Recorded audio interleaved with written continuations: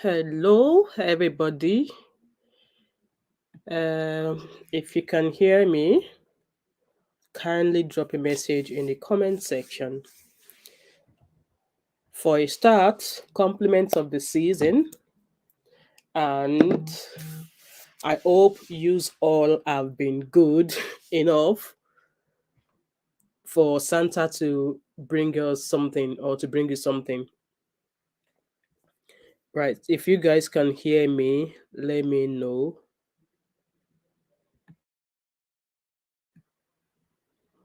It's been a while. I've been on live and I had to come up to do this live because instances happened that required me to come up.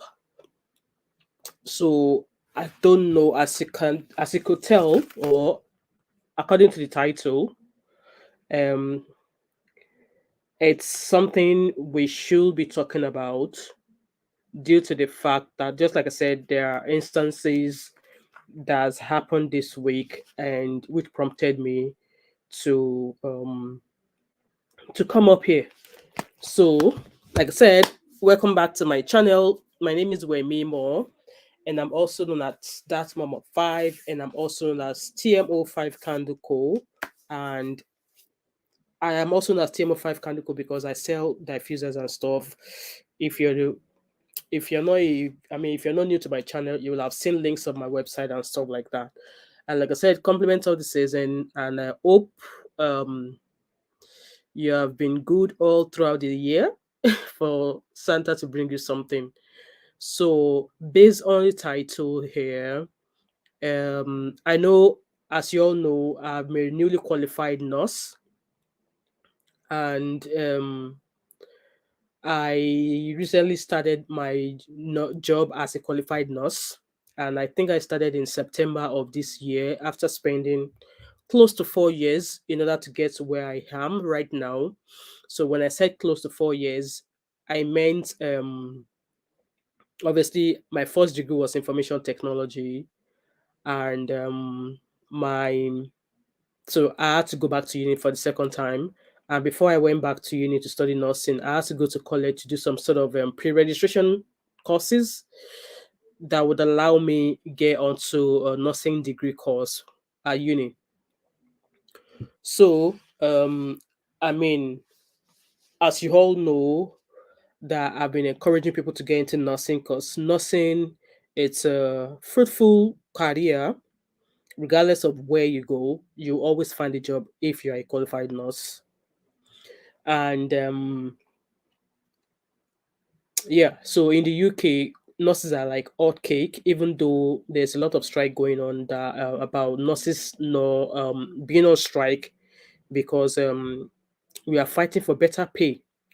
So based on the title of what this video is about or what this live is about, um so you all know my stand on um people being bullied at work, as well as um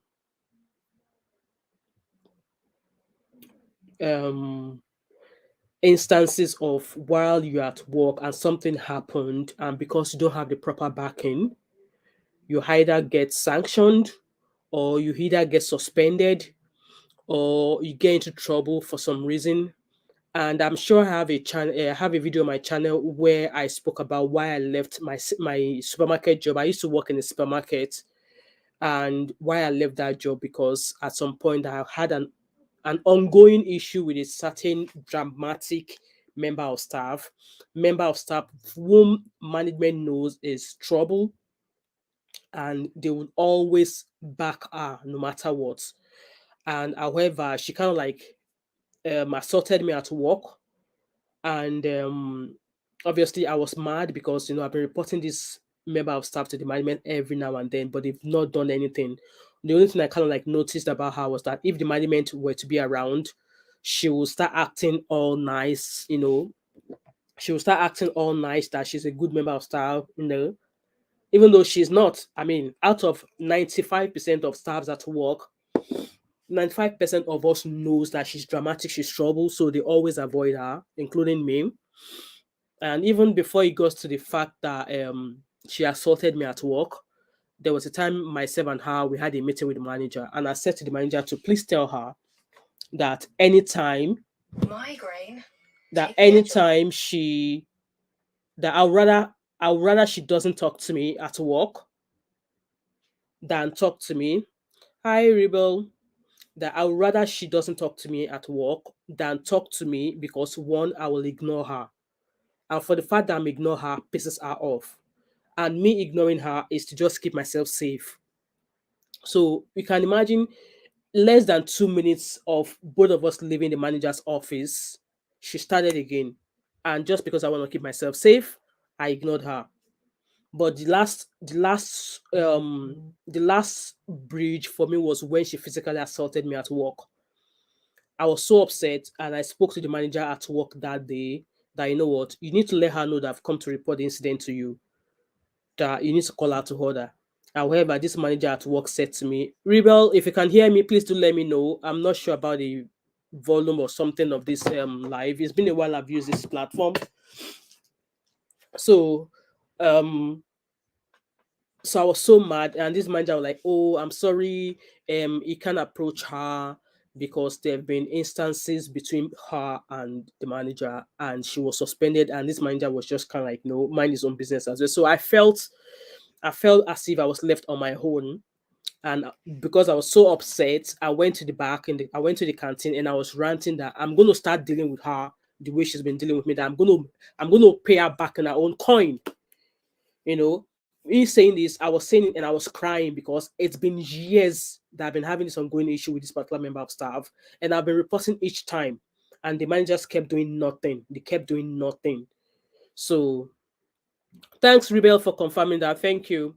So obviously, because I was so upset, I went to the canteen, it's eating area, and I'm like, I'm going to start doing her exactly the same way she's been doing me and stuff like that. So obviously, one of our cohorts, one of our friends at work, reported to the manager that I said I was going to start with, and I'm like, yeah, I said so because when this incident happened, I remember I reported to a member of staff, I mean to a manager who was meant to be at work that day, and he couldn't do anything.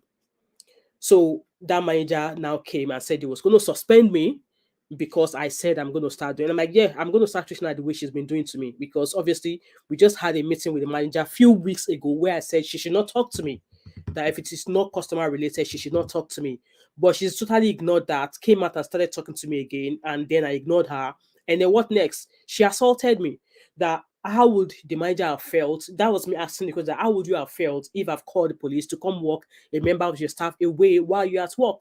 You know, so that kind of like did not go well. And before then, I was not a member of any trade union. So I was so upset. It got to a stage whereby I didn't want to go back to work. I was pissed, and that is after me having been working with Sainsbury's. I mean, it was Sainsbury's. There's no point hiding it. I've been working with Sainsbury's for almost 6 to 7 years then, and I was like, why would I be treated this way? So when I called the union, then they were like, "Oh, that yeah, I can join the union, but they won't be hearing me out, or they won't be standing or supporting me on this case because it's already happened before I joined the union." That assuming I was a member of the union while I was going through all of these things, that the union could have stepped in and dealt with it, but because this is it has happened before I joined the union, they won't be able to take up my case. So, which has is what has led to why I've come up here. So every profession in the UK all have a union. They all have some sort of union. Either you are in the healthcare sector, either you are in the engineering sector, either you are in the baking or cooking sector, either you are a hairdresser, whatever profession it is, there's some sort of union that you ought to be a member of. So what happened that led to me coming up with this video? So during the course of the week, two people approached me to say, you know what, they are healthcare workers, and these healthcare workers work in the care homes. And they said to me that, oh, issue happened at work. They were not the perpetrators, they were not the ones who actually who were involved in this issue, but because they knew about it, but because they were aware of it and did not report what happened, they've been classed as being a part of offenders, if you call it that way. So I was like, oh, all right, okay. So what did they say? So the first person contacted me saying that, you know what, I think a resident fell, and instead of her to, report it normally, like if you're confident in the work you do, if you are doing it for the sake of the fact that you enjoy looking after people, if a resident falls, obviously you will have to pull a bell, an alarm bell or something, so that you could have other member of staff to come help you, just to ensure that the patient is fine, or maybe to ensure that the resident is fine and they've not broken any bone or anything like that. But you kept it quiet. You didn't say to anybody, and you did not report it.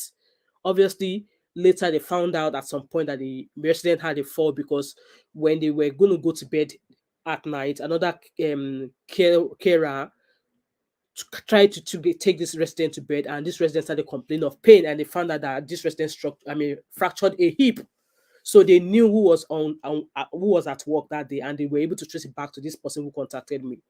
So like, one, that's a very stupid thing to do. If any incident at all happened at work, you should be reporting it straight away. You should be reporting it and documenting it. So that's issue number one. Another close family friend that I know contacted me as well, saying that someone she knows also had an issue at work. She's not the one who was involved in this case, but because she knew what was being done, she did not think it was all right for her to report the incident. She kept quiet because she was not the one. It was another member of staff, but she was aware of what the member of staff did. It's not about to kind of like, query it. She did not query it. She did not report it. She did not, like, write a note about it, like, record it. So this led to her being suspended, because she's going to be classed as an accomplice. So, and then so these three people came looking for employment lawyers. And obviously, due to my past experiences of my translation, I've worked with some law firms before, so I've been able to kind of like give out the information of the employment lawyer that I know. And when I was having issues while I was working in retail, then I was able to contact this employment lawyer who kind of like advised me on what to do, which I kind of like did before I finally left supermarket job. So, like I was saying, me being a nurse, as a nurse, I have a union. I'm currently a member of the Royal College of Nursing. They are one of the largest one of the largest union for nurses in the UK. So, as a healthcare support worker, there are union for healthcare support workers as well. I've kind of like listed some notes down here so I don't miss out anything. So, nurses have multiple unions, and these unions are there to encourage you, to support you should there be anything you think you need at your current work and they're not providing. If you've already spoken to your employer and they're not doing anything about it, you can actually approach your union and say, this is what I'm experiencing. I've spoken to my management, I've spoken to my employer, but they're not doing anything. In this instance, the union will step in. They will send up a representative to step in for you. So they'll kind of like be your mouthpiece. If you are a healthcare worker who works, maybe you're a carer who works in the care home. So the care workers are being regulated by the Triple SC. I'm just going to leave it here. I don't know it often. I used to work as a healthcare support worker. So the Triple SC are the regulators for healthcare workers who work in care homes, who work with residents, who work with elderly patients in care homes. Triple SC are the regulators for them. And for nurses, nurses are being regulated by the NMC, and they are known as the Nursing and Midwifery Council, who they are the ones regulating nurses in the UK. I'm just putting a note so I can put it on the screen. Nursing and Midwifery Council. So this is the guide, the regulator that regulates all nurses in the UK. If you come from your country to become a nurse in the UK, you have to register to this regulatory board, or otherwise you won't be able to practice as a nurse in the UK. If you like, have 20,000 years of experience in nursing. If you're not registered with this body, you cannot work as a nurse. You cannot practice as a work nurse in the UK, because once you register with them, you'll be given a pin, and that pin is your life. For as long as you want to continue to practice as a nurse in the UK, you need to guide that pin, and we're going to talk about that as time goes on. So, like I said, even RCN, they are called Royal College of Nurses. They are another like a union for nurses as well. So they are the ones I joined. I'm going to show you there. So they are known as Royal College of Nursing, and they are the one that I currently belong to. There are multiple unions that nurses can join, but for me, let's say 85% of nurses in the UK practically belong to RCN. So as a care worker in a care home, the unions that's advisable for you to join, they are known as GMB. I don't know the full meaning of GMB, but I remember when I was a carer, I was once a member of GMB. So you can always Google that, GMB, for care workers in the UK. So they are one of the unions that people who are in care homes can join as unions. If you're a retail worker, the union for you to join is USDO or OSDO. I don't know how to pronounce it, USDO. So I'm just going to do that again. OSDO for retailers, for customer, for staffs working in retail. I think I'll put it that way so people can understand. So USDO is the union for people who work in retail. But today I'm not going to be branching into retail. I'm just going to be focusing on healthcare. Even cleaners, all the housekeepers in hospitals, they all belong to unions as well. And I believe some of them belong to NMC as well, because I remember while I was a student, I've always been a member of the RCN while I was a student. There's a registration for nurses and there's a registration for student nurses. So I've always been a member of the RCN while I was a nursing student before I graduated. So just to ensure that if there's anything, if I happen to have any issue while I was at placement, I can easily contact them, because there's always a body, there's always a representative within my placement then. So just like I was saying, in as much as I'm encouraging people to study nursing because there's shortage of nurses everywhere, I would employ you, especially if you're coming from the abroad into the UK, to work as a nurse or to work as an healthcare worker, to work in any field within healthcare. Please carry out your research and belong to a union. And I'm saying this because people just want to come in and say, oh, yeah, they're now in the UK, they can now practice, they want to start making money because there's money in healthcare, they want to work in care homes. Before you start that healthcare job, make it a priority for yourself to join a union. It's not a must you join the one I belong to. There, like I said, there are multiple unions for healthcare workers. There's Unison, there's RCN, there's I think there's GMB as well. There's multiple unions for people working in healthcare profession, but the one I choose to go for is RCN. So the reason why I'm saying this is because look at the case of these three people that I've just cited. They are working in the UK as healthcare workers, and they do not belong to any union. So now, obviously, they will have thought, oh, I can never have an issue at work. I can never have an issue at work. But you can never know when anything will happen.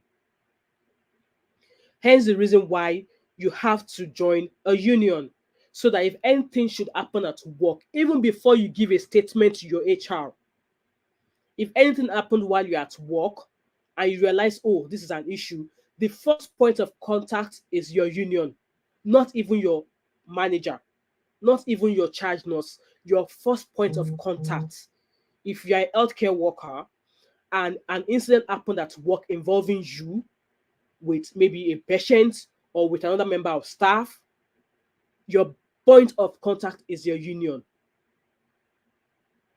Is your union. And you won't don't even sleep on it. If you're able to get a chance to leave work at that moment, do so and call your union straight away. For me, I've always been a member of the union while I was a student. So now that I'm a fully qualified nurse, I am also a member of the union as well. And the people might say, "Oh, it's expensive. How much they charge you? How much do you get as a nurse?" Yeah, starting salary as a nurse in the UK is chicken change. It's not a lot, but that increases over time. But the amount this union are going to be charging you, or the amount you pay to this union monthly, is chicken change compared to how they would represent you should in case you are involved in any instances, which means that if it happens, you could be suspended without pay. You could be suspended without pay up until they hear this case. You could be suspended up until proven not guilty. You know, so you can imagine if this case is going to linger on for 12 months and you're suspended without pay, this union can actually support you financially while they are hearing your case, while they are representing you. But if you're not a member of the union and an instance happened at work and you think, oh, you can support yourself, trust me, you will lose, you will fail. Because I don't have to use the whole of my mouth to tell you what we battle with as immigrants in this country. That I know. You might say, oh, you work with the most amazing team in the world. They cannot do this to you. They can't do that to you. I'm telling you, no matter how good, no matter how amazing your team that you work with are, you still need to join the union. You still need to join the union. So for me now, I've joined the union and I've got multiple things to protect, to look out for while I go into work every day. While I'm going to work in the morning, I pray, oh God, I'm going to my work, guide me, guide my footsteps, watch everything I do. If it remains an instance for me to commit a grave error, please give me the insight to be able to say, stop for a second and look at what you're doing. Those are my prayers. And then when I now get into work, I have my NMC to protect, because my NMC pin, it took me 4 years to get it, to become a qualified nurse. It took me 4 years. So I've got that pin to protect. One, I've got myself to protect. Two, three, and then I've got my patient to protect. So if I'm able to guide the first two, which is my pin and myself, then I can protect my patient by advocating for them each and every time I'm looking after any kind of patient. And you advocating for a patient would mean maybe a doctor or a consultant asks you to do something, or maybe administer something to a patient, and you're like, you don't think so? We don't think that's right. We don't think you want to do that. Can I get second opinion? That is you advocating for your patient, which you should be able to do if you have your reasons for it. So joining the union is a very important thing to do. I'm just going to put in the union that is mostly popular in the UK, Royal College of Nursing. Royal College of Nursing. And they are popularly known as RCN. So I just thought I was going to do a video, like a short video, because a lot of people really don't tune into lives. And maybe I might probably just put this in a short video later on in the new year. But I just had to quickly come out and say that it's very, very important you join the union. So even while I was said, I've got all these paper printouts. While I'm a nurse, while I'm a nursing student, or while I'm now a qualified nurse, there's something called the code.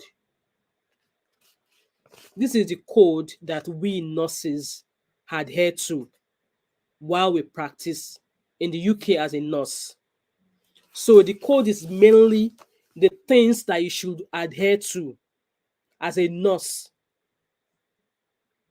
If you do anything outwit any of this code, you face being strike off the NMC record. You face your pain, or you face instances being recorded against your pain. Hello, Barney goes, welcome. Thanks for joining. So this code is got so many things underneath it that is meant to guide you as a nurse in the UK. So me, I have the one I carry in my pocket every day when I go to work. And this one is on my bedside, that if maybe I'm at work and something happened, I will flip through it to kind of like look for what section of this code actually evidence that thing that happened at work. And if I can't find anything within the code that would evidence that thing I saw at work, when I get to work the following day, me, I'm going to be asking questions. Because if somebody does it and I can't find anything within the code that evidence that thing that another member of staff have done at work, I'm going to ask question. And I'm asking question is not because I'm trying to prove that I am intelligent or smart. No, I'm asking question that should, in case I do the same, nobody should pull me up. And hopefully I won't do it anyway, because if I can't find anything relating to it in this code, I shouldn't be doing it anyways. And whoever that's done it, who has not been pulled, maybe just kind of like escaped. But this NMC code is what all nurses in the UK adhere to, because it has information. It's divided into four. Number one is prioritize people. Compliments of the season, Barney goes, me, I've already finished all of my shopping. I try to go out today. If you see the kind of traffic here, I just did a U-turn. So NMC code has four major pillars. The first one is prioritize people. The second one is practice effectively. The third one is preserve safety. And the fourth and last is promote professionalism and trust. And under each of these things, there are multiple things. So let's go on to the promote professionalism and trust. So one of the instances that somebody told me about this week was that this member of staff was working at work, and one of our colleagues turned off the buzzer in the residence room. So in a room, the residents will have a room and they will have a buzzer in their room. So if they need help, they will press the buzzer, and then downstairs or wherever the nurses may be, it will show somewhere on the panel what room has pressed the buzzer, and then they will go. But this instance, another member of staff turned on that buzzer, which means that if the resident is pressing the buzzer, they won't hear it. So this our African auntie knew that another member did that. And instead of her to query, like, why did you do that? She did not. She kept quiet. She did not report it. She did not record it, which means that she's going to be benefiting from the instance of what that member of staff have done. Maybe it was a night shift and they don't want that particular member of staff, maybe they don't want that particular resident to disturb them. So she noticed that the member of staff switched off the buzzer. She should have queried it. Instead, she did not. So she kept quiet. Obviously, this is somebody, I don't know how they found out or something, and maybe somebody else reported them. So it came out that, yeah, they turned off the buzzer. And when they asked her, she was like, oh, yeah, she knew. So that's why I said that she's been held as an accomplice, because she knew a member of staff turned off the buzzer of the resident and she did not say anything. So that was an offense. And because you are a black woman, an African woman, the way they would deal with your case, now she's been suspended. I think she said she was been suspended for a year. And she's been given 14 days to get a legal advice so they could hear her case. But in this instance, she does not belong to any union, which means that she's on her own. And if any employment lawyer is going to take up her case, I don't know the status of this person in the UK. So she might have to, maybe if she's a resident in the UK, she might go through something they call legal aid to pay her lawyer fees, Once she's able to get a lawyer, they will put her through the right thing. So that's the instance. When I heard that one, I'm like, that's another instance. The third time, different people again in this country, in this Glasgow that I know. Somebody left a comment here. So Safe Haven asks, how do you challenge your line manager when you experience bullying and racism at work? That's a very nice question, Safe Haven.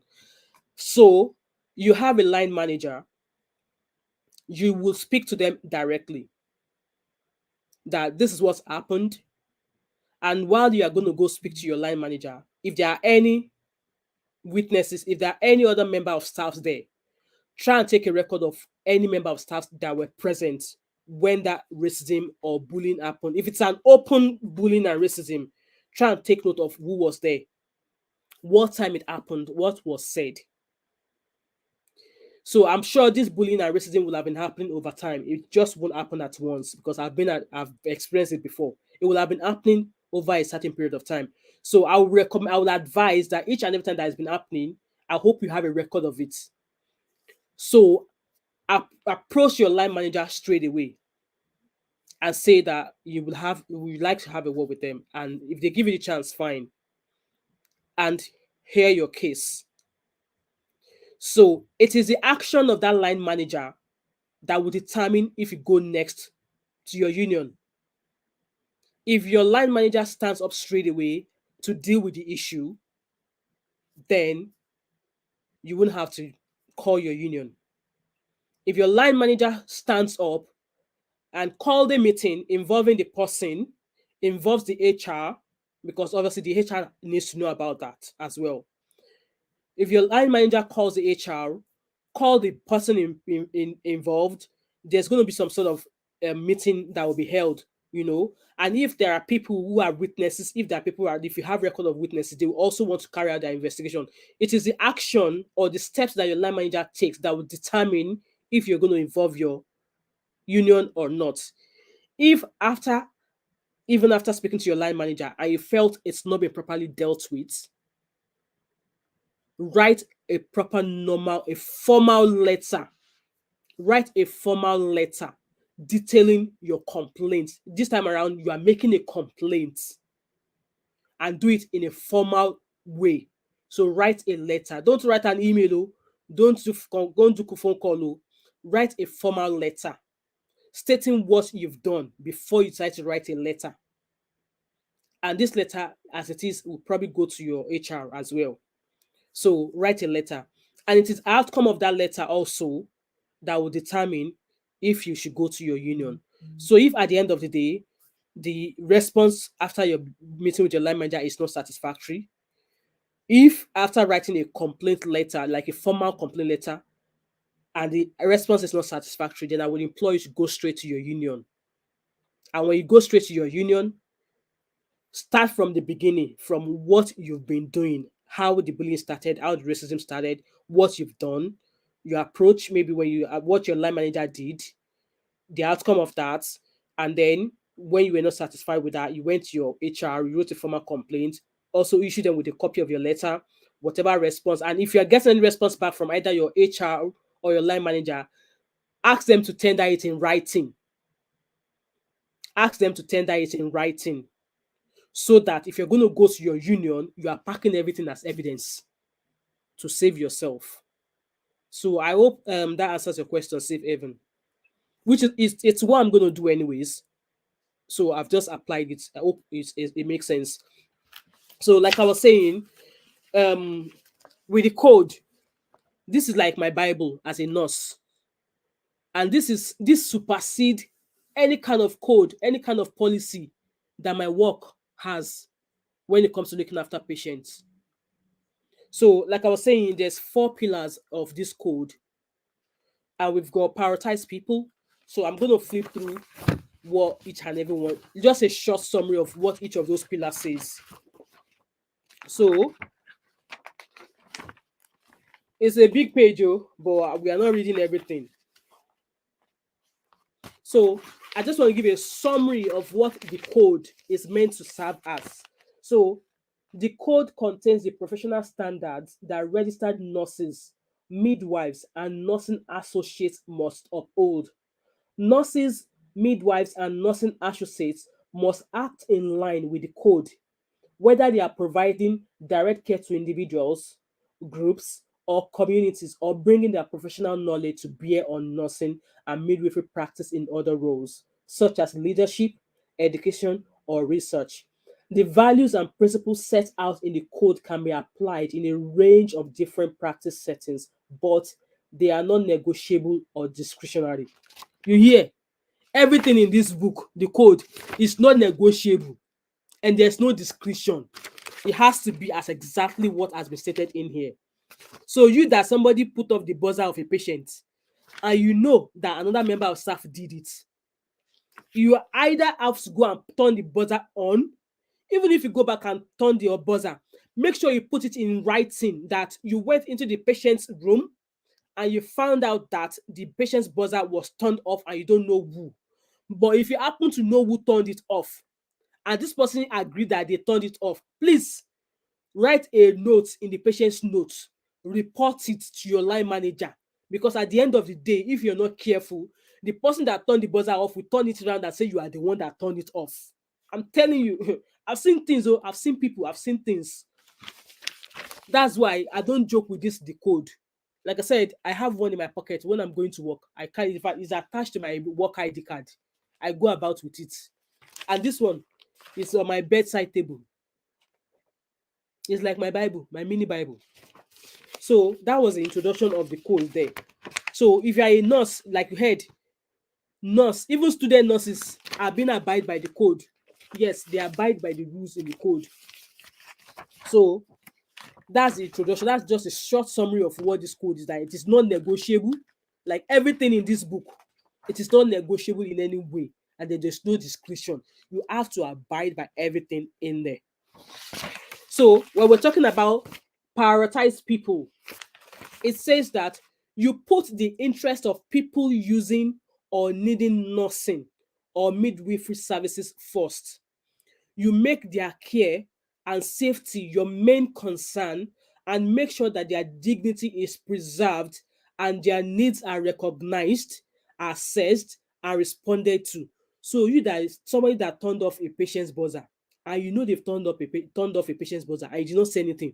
That means that you've not prioritized the care of that patient. You've not prioritized the patient, the care of that resident. That is, you do not care about them. So that is an offense. So this person, I don't know if this person is a nurse or a healthcare support worker, but as a nurse, if you do this, your pain is gone.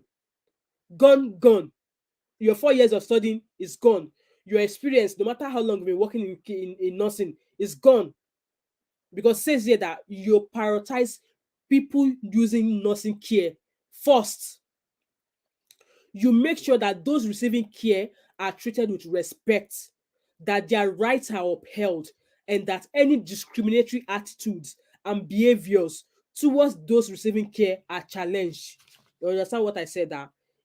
That's you advocating in a way for your patient. If somebody comes and says you should do this to your patient, you think no, that if you do that thing, it will inconvenience the patient. That is you putting the care, the interest of your patient first. You are advocating for them. Nothing is easy to get into. Nothing is easy to do. Wearing the blue is okay. Like people shine in blue.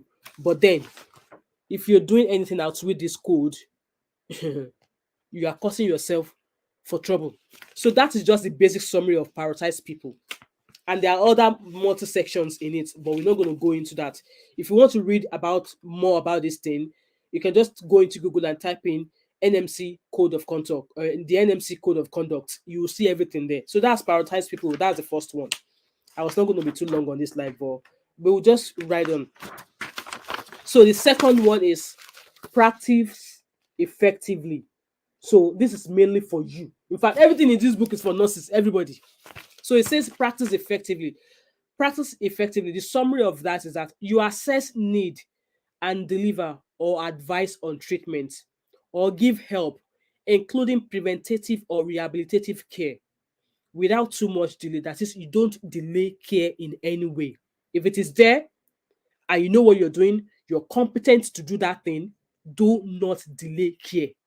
It's just like when I was in nursing, when I just started at uni then, one of my lecturers was like, if you are a nursing student and somebody collapsed in the street, if you have been trained to carry out CPR, If you notice somebody cry, I mean, if you notice somebody suffered an out of hospital arrest, and you know you are competent to do a CPR, and you walk away, and you do not do it, and somebody know you to be a nursing student, and they and that person observed that you were there and you walked away, you can be pulled up. Yes, you can be pulled up for walking away. Yeah. So you communicate. So, like I was saying, it says giving care without delay to the best of your abilities. Like I said, to the best of your ability. If you've been trained, fine. If you've not been trained, then you can say you've not been trained, you're not competent to do it. On the basis of best available evidence, you communicate effectively, keeping clear and accurate records and sharing skills, knowledge, and experience where appropriate. You reflect and act on any feedback you receive to improve your practice. This is just the way to, like, learn, carry out practices effectively. If you're competent, then you reflect on it afterwards, like, oh, maybe if that thing happened next time, I will have done it this way, I will have done it that way. That is what practice effectively practically meant. And there are other multi sections in it that you can read. So, next one. So the next one is preserve safety.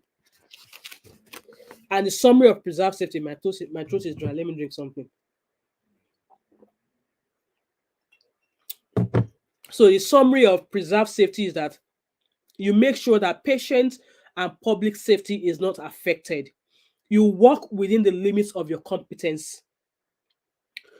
So it is always good to identify your limitations. As a student, as a nurse, even as I am, there are some things that at work, if they ask me to do it, I'm all like, I'm sorry, I'm new, I've only just started, I've not been trained to do that, I can't do that. It's all right to say that.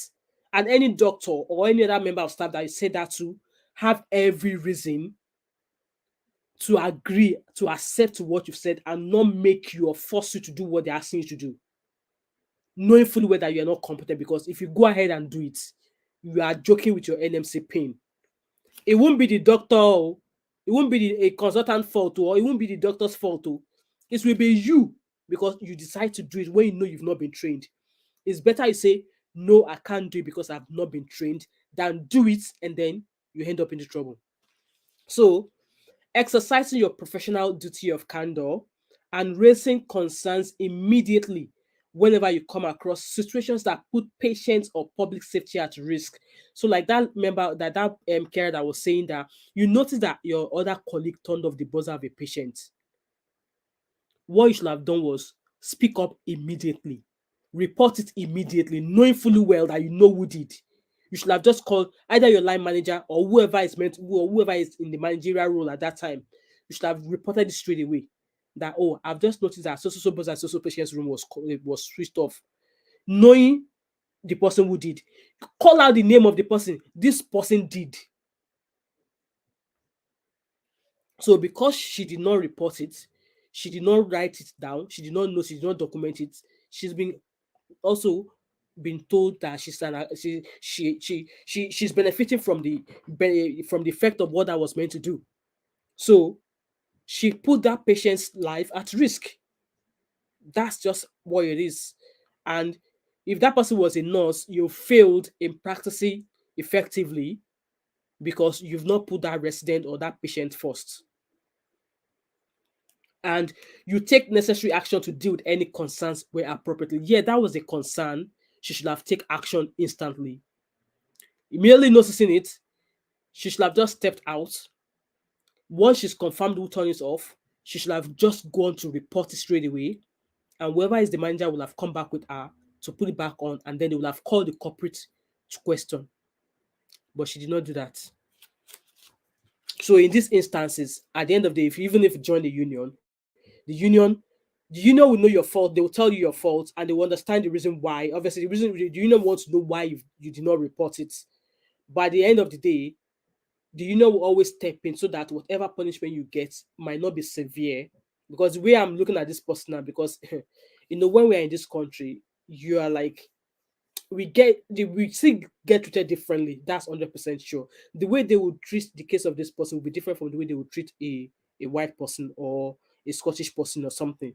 Trust me, this is not me being racist or anything. It's just saying the facts. It's just saying the facts. This person might eventually lose her job. I'm certain for that. There was somebody like that I went to support like that. She eventually, there was another lady that was like maybe 5 years ago. She eventually lost her job. I can't even remember what she said. I won't don't even involve putting up the buzzer. I think she was joking with a patient with a fork and knife. Like, oh, you don't do that. I don't maybe she said she was a joke, but they did not see it as a joke. Oh. They suspended her without pay. After how many years she's been working, I think she was working with Bupa then. They suspended her. Oh. So the last but not the least of this NMC code is promote professionalism and trust.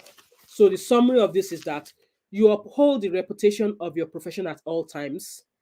You should display a personal commitment to the standards of practice and behavior set out in this code.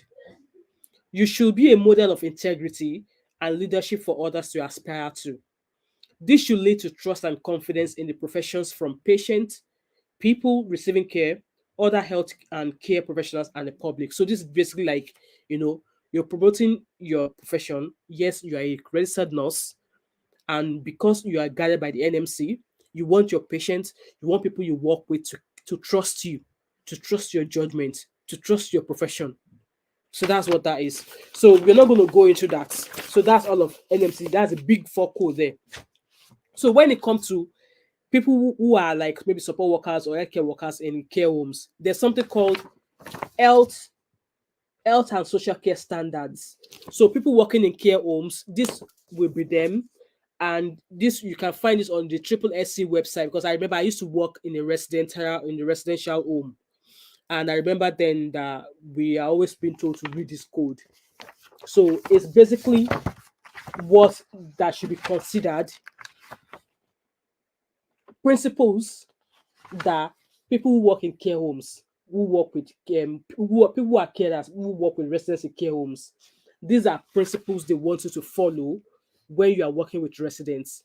So it says health and social care standards might support my life. Yeah, you're supporting a resident because it's their life. And there are, I think, five principles.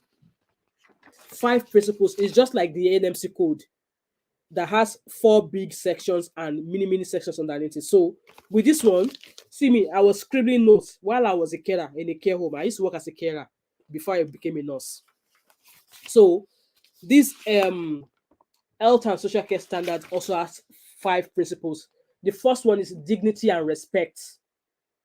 You know, being called the name they want to be known by, like calling patients or residents the name they would rather be called. Some residents might be called Dorothy, but they love to be called Dot. Somebody might be known as Richard, but they would like to be called Richie. Yeah, that is dignity and respect. And there are many sections under dignity and respect also, so but I'm not going to read all of that. So the second principle is compassion. Compassion goes all the way in healthcare, either as a carer or as a nurse. If you're not compassionate about giving care to people, then you're in the wrong profession. You are in the wrong profession because you want to give compassionate care, nurturing care, and support. That's the second principle in this um, health and social care standards. The third principle is be included. You want to give residents the choices, respect their wishes, treat them effectively, communicate with them. This is what I will also do as a nurse. Just like if a patient is brought out of the theater and they are still unconscious, if I want to take their temperatures, I still talk to them as if they are awake. Hi, Rachel. You're in recovery now. My name is Wemimo. I'm going to be looking after you while you're in recovery. In the meantime, I'm just going to pop this in your ear to check your temperature. Is that okay? That's me conversing with them as if they are awake, even though they are still unconscious, and I'm carrying on doing what I'm doing, but I'm communicating with them. I'm not saying because this patient is unconscious, let me just do what I want to do. I don't have to. No. Same thing is how you would treat somebody or a patient that has passed away. I've dealt with someone that passed away before. When we're dressing them up, we were still conversing, communicating with that patient as if they were alive. That is, you are including them either alive or while they are not. That's the third principle. The fourth principle is responsive care and support. You adapt their care to their needs. If a patient is cold, you want to wear them thick clothing. You don't want to leave them in thin clothing. So you are adapting their care to what they need. That is what responsive care and support is all about. And the last but not the least is well-being. You know, you ask about um residents' lifestyle preferences, their aspirations. If they are elderly patients, maybe who have Parkinson's or dementia, who can't really remember anything, their family will provide all of these informations in a profile for them, which as a carer, you should take your time to read, which will help you in providing care to this resident in the care home. So all of these rules, policies are there to help your job easy, like to help you do your job very, very easy. But if you are trying to show that you are a boss, I just want to do care job. I am now abroad. I want to do care jobs. All of these things are there to guide you. But if you shortfall of any of these things, you made a mistake, you commit an error, don't hide it. Don't keep quiet. Speak up. If the error is your fault, speak up about it. If you were the one that switch if you saw somebody that turns the patient's buzzer off and you saw it koro with your eyes that that person was the one, report it straight away. Don't keep quiet about it.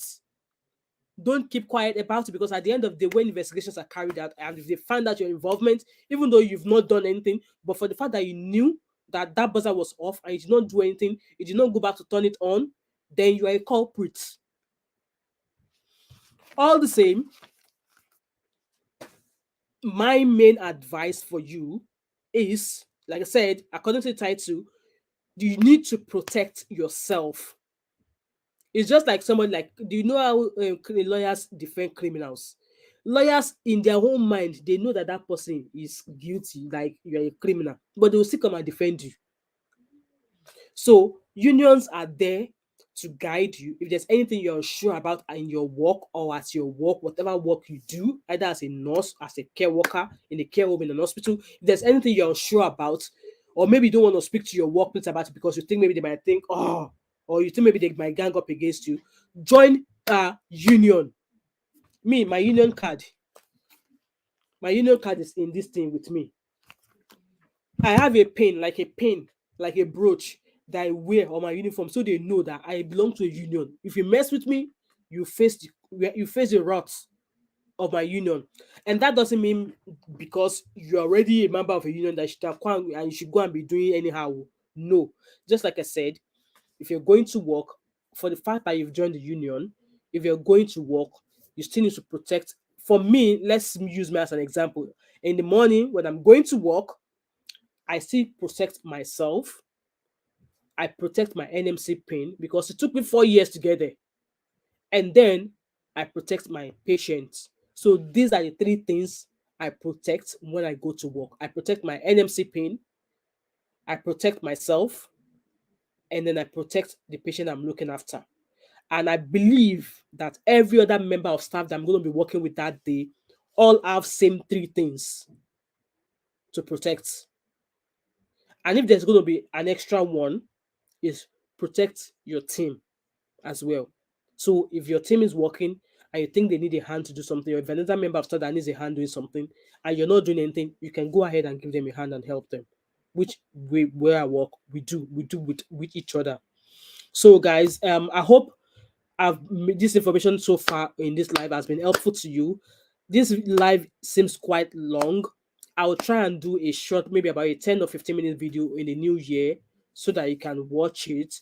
And if you want to hear my experience of working in retail, how I was, being assaulted and stuff, I'm sure that video is on my channel. You can watch it. And if there's any question whatsoever that you have, either as a healthcare worker or either as a student nurse or like a new nurse, obviously I'm a new nurse as well, I'm still learning, and you think you want to ask any question, or if there's anything bothering you, let me know. And you can, I have an Instagram account. You can DM me there, or you can send me an email. If you go into the description box of any of my videos, my email is there. And also in the new year, like I said, there's a membership. My membership is live on my channel now. Feel free to join my membership. And in that way, I can help you answer any in-depth questions you may have. So even if you have a question and I don't have an answer to it, I don't mind even going to my union and ask them the question so that I could give you the answer. You know. But if you're not a member of my union, if you're not a member of my channel, I won't be able to do that with you. You have to join my membership to get like detailed information on anything you might need. I'm sure there's a video where I said about the benefits of joining my membership. So this is going to be the end of my live today, and I hope I've passed the message across to those who are coming, those who are jackpotting into the UK to come and do all the healthcare jobs. So as they are telling you to come and do all the healthcare jobs, make sure you are joining a union. Don't wait until you are involved in an instance or in a situation before you join a union. Join a union the day they give you your contract, your employment contract, join a union. Do not delay.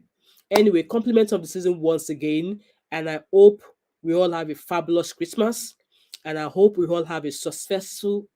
I can't talk now. I'm recovering from sinus infection and chest infection. So my speech has been a bit. So I hope the new year meets us in good tidings. I hope we'll all make it through to the new year, and I hope Santa is being good to you.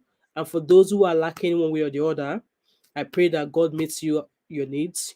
God provide your needs as well.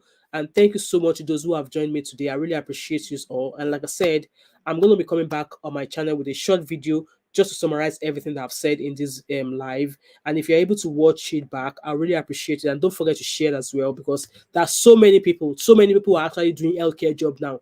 If I go out there and ask 100 people if they belong to a union of their profession, they'll probably be asking union for what. So share this video and let us educate our community, please. It's very, very important that we educate our community, and we are not just calling each other to be asking for lawyer details. No, don't let it get to that extent. No, yeah, nobody's going to work hoping that something would not happen, because you can't predict what's going to happen at work. You can't. Like me, that was assaulted by my that stupid colleague of mine when I was in Sainsbury's. I didn't think that she would ever raise her hand at me, but obviously, because I was not a member of the union, they left me hanging. They were like, no, the incident happened before you joined the union. If you were a member of the union when this incident happened, we will have taken up your case, we will have represented you. So at the end of the day, I'm glad I left Sainsbury's, I left the supermarket job, and I'm happy where I am now.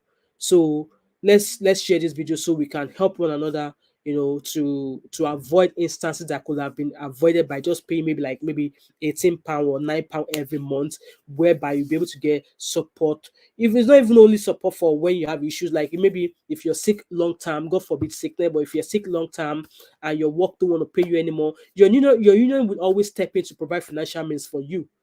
That's all that benefits that your union are there for you. Those are benefits of joining unions, multiple benefits of joining a union.